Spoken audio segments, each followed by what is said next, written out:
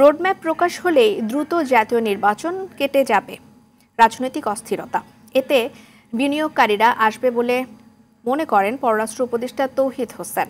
বাংলাদেশ ব্যাংকের governor Ahsan H Mansur জানান, দুর্নীতি ও অর্থ পাচার বন্ধ হওয়ায় রেমিটেন্স বেড়েছে। 4 মাসের রিজার্ভ আছে, আতঙ্কিত হওয়ার কিছু নেই। রাজধানীতে ব্র্যান্ডিং বাংলাদেশ ওয়ার্ল্ড কনফারেন্স এর উদ্বোধনীতে এসব কথা বলেন তারা, জানাচ্ছেন শাকিলা করিম। বিদেশি বিনিয়োগ বৃদ্ধি ও বিশ্বে বাংলাদেশের সম্ভাবনা তুলে ধরতে ব্র্যান্ডিং বাংলাদেশ ওয়ার্ল্ড কনফারেন্স সিরিজের আয়োজন করে সেন্টার ফর এনআরবি। উদ্বোধনী আয়োজনে বাংলাদেশ ব্যাংকের গভর্নর জানান, 5 মাসে দেশের রেমিটেন্স বেড়েছে 3 বিলিয়ন আর রপ্তানি বেড়েছে $2.5 বিলিয়ন। আমাদের এক্সপোর্ট বেড়েছে প্রায় $2.5 বিলিয়ন। $5.5 বিলিয়ন কিন্তু আমাদের অনেক কাজে লেগেছে। আমাদের ব্যালেন্স অফ পেমেন্টের যে ঘাটতিটা ছিল, সেই ঘাটতিটা কারেন্ট অ্যাকাউন্টে যেটাকে বলি আমরা, সেই ঘাটতিটা কিন্তু এখন আর নাই। পাচারকৃত অর্থ ফিরিয়ে আনতে প্রবাসীদের সহযোগিতার পাশাপাশি বিদেশি আইনজীবী নিয়োগের কথাও জানান গভর্নর।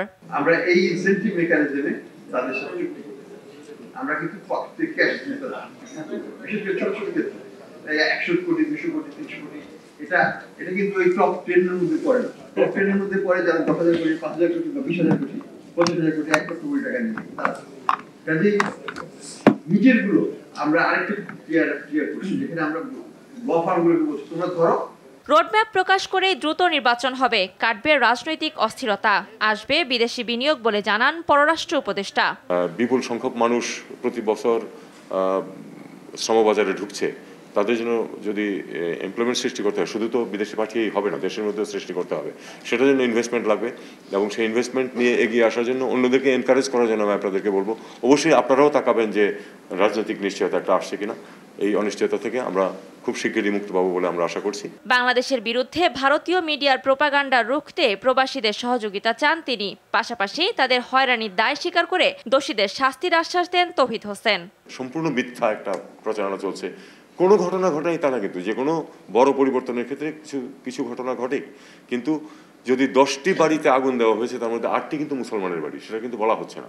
2টো হিন্দুর বাড়ি, যেটা তারা রাজনৈতিক পরিচয়ের কারণে হয়েছে, এটা তাদের কিন্তু ধর্মীয় পরিচয়ের কারণে হয়নি। প্রবাসীরা দলাদলিতে লিপ্ত থাকায় দেশের ভাবমূর্তি নষ্ট হচ্ছে বলে সতর্ক করেন পররাষ্ট্র উপদেষ্টা। যাদের ব্যক্তিগত টাকা ইনভেস্ট করবেন তারা এনআরবি হলেও কিন্তু তারা ঝট করে এখানে আসবেন না নিশ্চয়তা না দেখলে। শাকিলা করিম, RTV, ঢাকা।